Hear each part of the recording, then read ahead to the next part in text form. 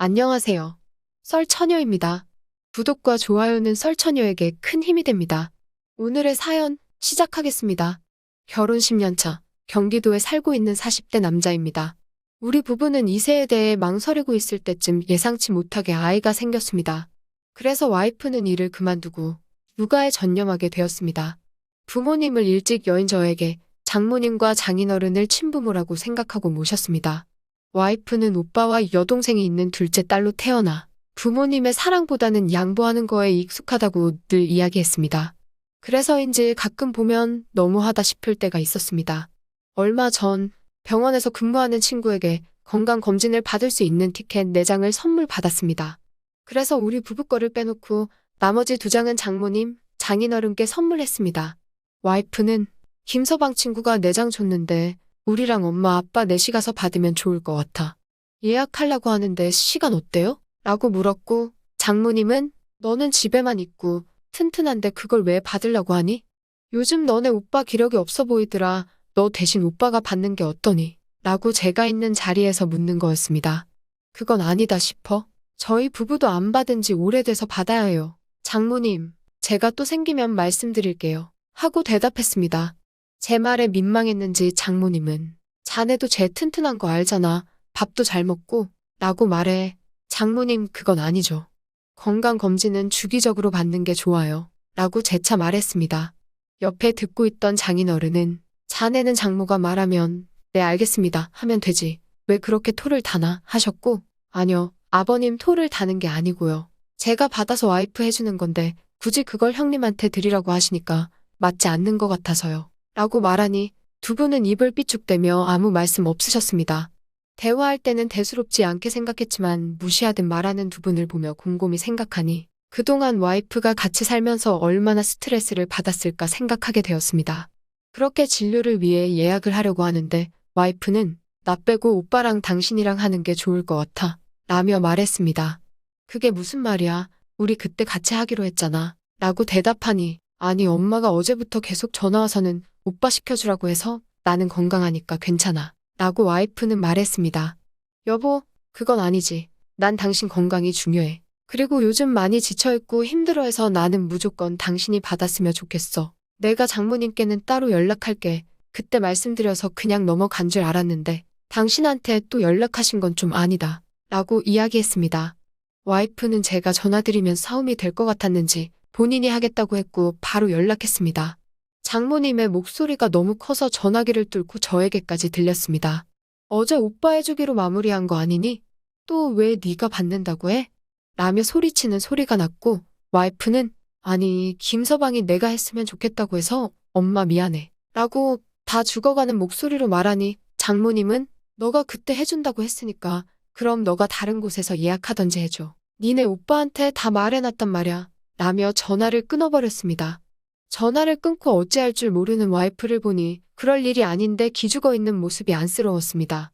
와이프는 저에게 여보 어쩌지? 엄마가 무조건 오빠 해주라고 해서 그냥 내가 안 하는 게 나을 것 같아. 라고 다시 말해 그럼 내가 차라리 친구에게 알아보겠다고 말했습니다. 다행히 친구는 한 장을 더 구해다 주어서 장모에게 연락을 드리니 그렇게 쉽게 구할 수 있으면 진작 좀 해주지. 우리 아들 것까지 해줬으면 좀 좋아. 라며 뻔뻔하게 이야기했습니다. 친구도 간신히 구해준 거예요? 라고 대답했고 그렇게 5명은 건강검진을 무사히 마쳤습니다. 며칠 뒤 검진 결과를 확인하러 병원을 방문했습니다.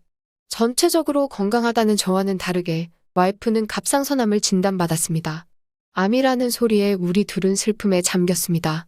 의사 선생님은 다른 암에 비해 완치될 확률이 높고 관리만 잘하면 좋아질 거라는 소리에 그나마 위로가 되었습니다. 그렇게 우리는 정밀 검사를 했고 빠른 시일 내에 수술 날짜를 잡았습니다. 주말에 처가 식구들과 식사 약속이 잡혀있어 처갓집을 방문하게 됐습니다. 와이프는 조심스럽게 검사 결과를 이야기했습니다.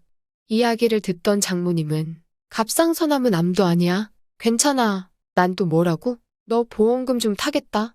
그럼 나 이번에 사고 싶었던 모피 있는데 그거 사줘라. 라며 말하셨습니다. 딸이 아프다는데 저게 할 소리인가 싶어? 장모님, 딸이 아프다는데 그게 지금 할 소리세요? 라고 정색하며 말했습니다. 당황한 장모는 자네도 알잖아. 갑상선은 심한 것도 아니어서 농담으로 말한 건데 왜 그렇게 삐뚤어? 라고 대답하셨고, 농담을 할 게 있고 안 할 게 있죠? 가끔 보면 친엄마가 맞는지 의심스러울 때가 있어요. 라고 말했습니다. 장인어른은 장모가 장난으로 말한 거 가지고 왜 이렇게 날카롭나? 그리고 우리가 쟤한테 얼마나 잘해주는데 말이라고 하나? 라고 소리쳤습니다. 제가 말이 심했다면 죄송합니다. 근데 가끔 와이프한테 막대하시는 게 보여서 그랬어요.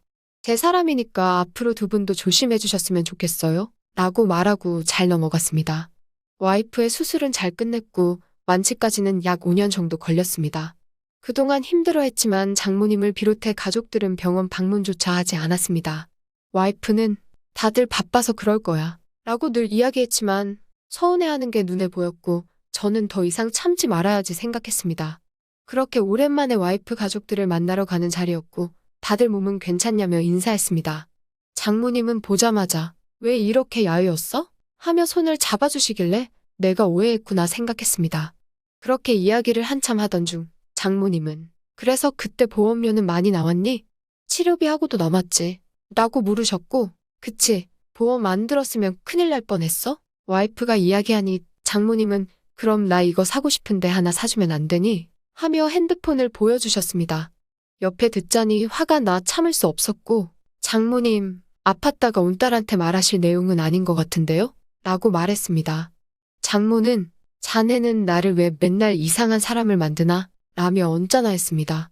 매번 느끼는 건데 형님이랑 처제만 챙기고 와이프는 맨날 뒷전으로 이야기하시잖아요. 그런 게 한두 번도 아니고 전에도 말씀드렸잖아요. 저한테는 누구보다 소중한 사람이라고요. 함부로 하지 말아주세요. 계속 그러시면 저희 이제 장모님 댁에 안 올 거예요. 라고 큰소리 내니 옆에 있던 형님은 싸가지 없이 어디 어른한테 큰소리야? 소리쳤습니다. 형님은 아들의 첫째라 맨날 챙겨주시니까 모르시나 본데요. 집사람 맨날 눈치 보면서 있어요. 라고 대답했습니다. 제가 원래 성격이 소심한 걸 왜 우리 엄마한테 난리야? 그러면서 형님은 와이프에게 야, 너가 말해봐. 우리 가족이 너한테 눈치 주고 너만 차별했냐? 삿대질하며 말했습니다. 와이프는 아무 말 하지 못한 채 저에게 그만하라고만 이야기했습니다.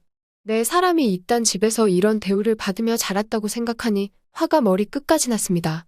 더 이상 연을 이어갈 필요가 없다 생각했기에 그 자리에서 먹던 과일상 엎어버리면서 다시는 이 집에 안 올 거니까 그렇게 알라고 하고 와이프를 데리고 나왔습니다. 와이프는 당황해 차에 타서 아무 말 없이 울기만 했습니다. 조금 진정이 되었는지 내가 뭐라고 내 편 들어줘서 고마워. 그런데 그동안 많이 서러웠어. 내가 받는 차별이 당연한 거라고 생각했어. 울먹이며 말했습니다.